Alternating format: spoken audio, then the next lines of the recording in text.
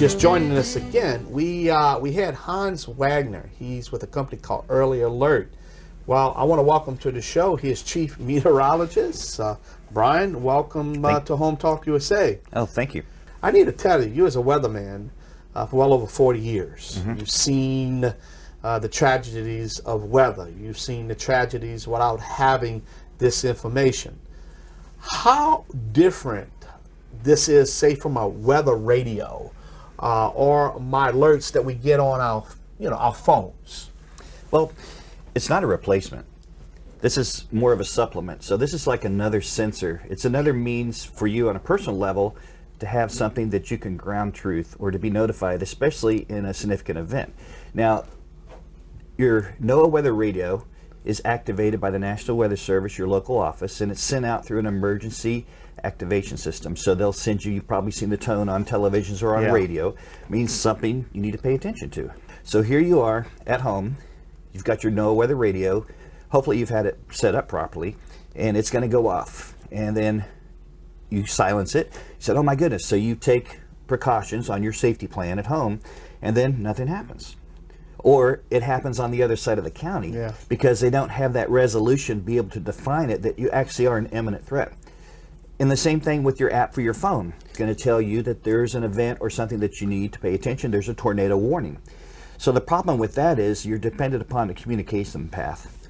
Okay, so what happens, for a good example, most of the time, not so much during Cindy, in some areas possibly, but during Isaac, we had widespread power outages. So here I am at home.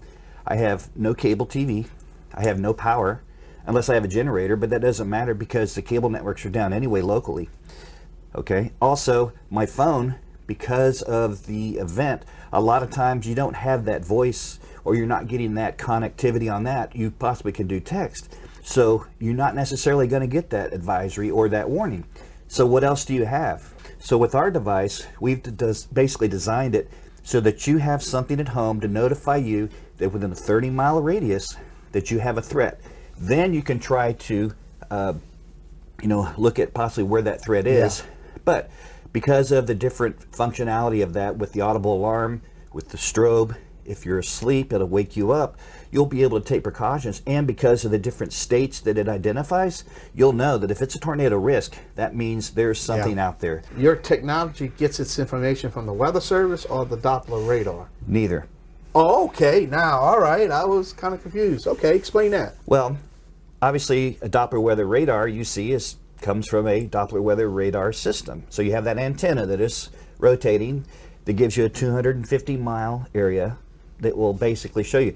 But there's limitations on that. And a good limitation in our area is there's actually a radar hole by Baton Rouge, and that's because of the design of the radar and where it's located. Also, they have a big problem because this is 30-year-old technology.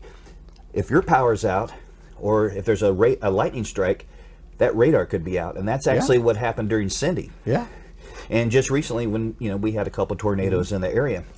So this basically allows you to put something in your safety home kit to protect my family and to have that so that if you have nothing else, you'll have that to be able to alarm so you can take your precautions and execute your safety plan. What kind of advice you can give us if the alarm went off, there's a tornado in your area, it's close, where do I hide? What do I do, man? Well, the main thing is to be aware, but also to have a plan.